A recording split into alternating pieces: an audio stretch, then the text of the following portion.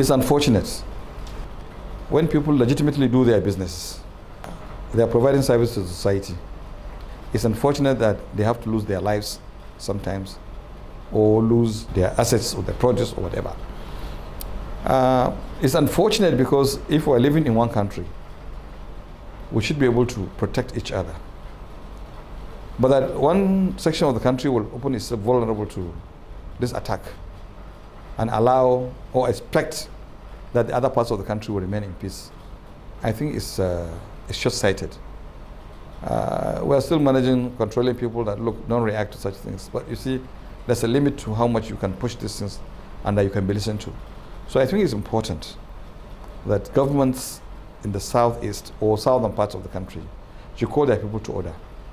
And it's also important, I think, that northern governors, through their forum, should be able to call their colleagues in the south and show them the implication of what they are doing.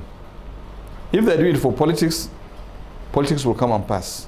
Whatever the outcome, will either remain as one country or in the worst case scenario as neighbors. We must love each other. We must stay in peace.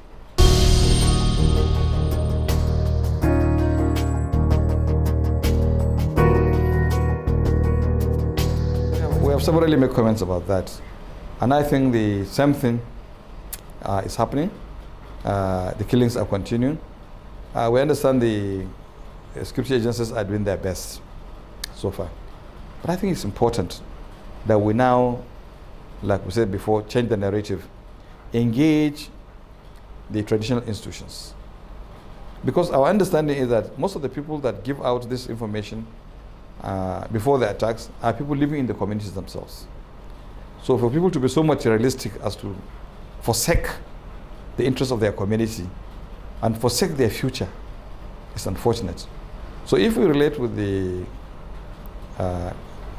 traditional institutions, I'm sure we'll be able to fish out such bad eggs and at least get some relative peace.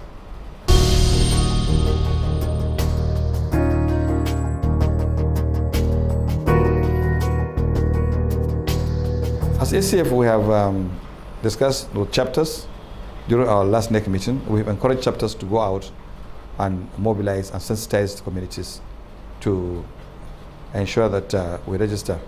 You see, we appreciate the fact that the North have been totally disappointed in the outcomes of this politics. There's voter apathy. But that is not solving the problem. By being laid back, the problem is not solved.